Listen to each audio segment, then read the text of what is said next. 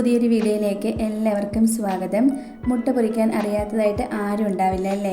പക്ഷെ നമ്മളിതിൽ ഒരു സ്പെഷ്യൽ ഇൻഗ്രീഡിയൻറ്റും കൂടെ ചേർത്ത് കൊടുക്കുന്നുണ്ട്. അതുകൊണ്ട് ഈ ഒരു മുട്ട പൊരിച്ചത് ഉണ്ടാക്കുവാണെങ്കിൽ നല്ല ടേസ്റ്റ് ആയിരിക്കും, നല്ലൊരു മണമൊക്കെ ആയിരിക്കും കേട്ടോ. നമ്മുടെ ഒരു സ്പെഷ്യലായിട്ടുള്ള മുട്ട പൊരിച്ചത് ഉണ്ടാക്കാൻ വേണ്ടി ഞാനിവിടെ ഒരു ബൗളിലേക്ക് 3 മുട്ട പൊട്ടിച്ച് ഒഴിച്ചു കൊടുക്കുന്നുണ്ട്.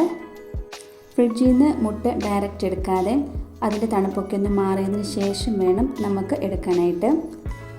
ഇനി ഇതിലേക്ക് ഒരു 2 പച്ചമുളക് ചെറുതായി അരിഞ്ഞത് ചേർത്ത് കൊടുക്കാം.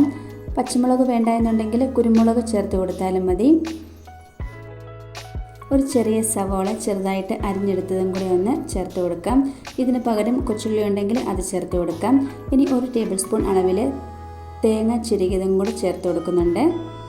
അതേ അളവിൽ തന്നെ ഒരു ചെറിയ കഷ്ണം ഇഞ്ചിയും കൂടെ ചെറുതായി കട്ട് ചെയ്തതും കൂടെ ഒന്ന് ചേർത്ത് കൊടുക്കാം. കറിവേപ്പിലയും കൂടെ ചേർത്ത് കൊടുക്കാം. മല്ലിയിലയുടെ ആ ഒരു ഫ്ലേവറൊക്കെ ഇഷ്ടമുണ്ടെങ്കിൽ അതും കൂടെ ചേർത്ത് കൊടുക്കാം. ഇനി നമുക്ക് കുരുമുളക് ക്രഷ് ചെയ്തതും കൂടെ ഒന്ന് ചേർത്ത് കൊടുക്കാം.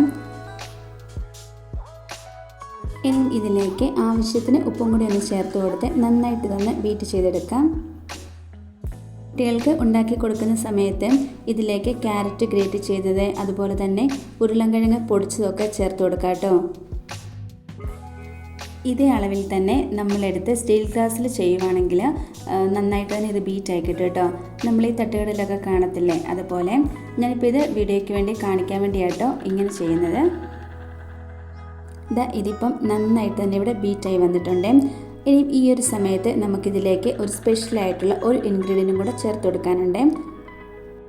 അത് വേറൊന്നുമല്ല, പച്ചപ്പാലാട്ടോ. ഇത് ഞാനിവിടെ ഏകദേശം ഒരു 3 ടേബിൾ സ്പൂൺ അളവിലാട്ടോ ചേർത്ത് കൊടുക്കുന്നത്. കാച്ചിയ പാല് അങ്ങനെ എടുക്കരുത്, ഫ്രിഡ്ജിൽ നിന്നും ഡയറക്റ്റ് എടുത്ത് ചേർക്കരുത്. ഫ്രിഡ്ജിൽ നിന്ന് ചേർക്കുവാണെങ്കിൽ അതിൻ്റെ ആ ഒരു തണുപ്പൊക്കെ മാറിയതിന് ശേഷം ഇതുപോലെ ചേർത്ത് കൊടുത്ത് നന്നായിട്ടൊന്ന് ബീറ്റ് ചെയ്തെടുക്കാം.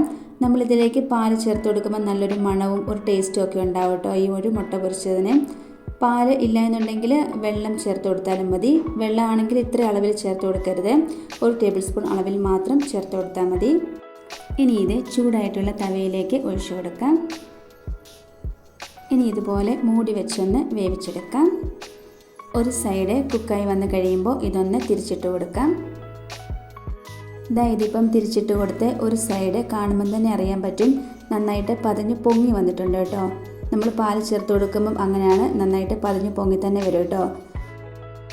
നമ്മുടെ ടേസ്റ്റി ആയിട്ടുള്ള മുട്ട പൊരിച്ചത് ഇവിടെ റെഡി ആയിട്ടുണ്ട് കേട്ടോ. ഇത് നമുക്ക് ബ്രെഡിൻ്റെ കൂടെ കഴിക്കാം, ചപ്പാത്തിക്കുള്ളിൽ വെച്ച് റോൾ ചെയ്ത് കഴിക്കാവുന്നതാണ്. അതുമല്ല കുട്ടികൾക്കൊക്കെ ലഞ്ച് ബോക്സിൽ കൊടുത്തു വിടാൻ പറ്റിയ വളരെ സിമ്പിളായിട്ടുള്ളൊരു റെസിപ്പിയാണ്. എല്ലാവരും ഇതുപോലെ ഒന്ന് ഉണ്ടാക്കി നോക്കണേ. ഇന്നത്തെ നമ്മുടെ റെസിപ്പി എല്ലാവർക്കും ഇഷ്ടമായി കാണുമെന്ന് വിചാരിക്കുന്നു.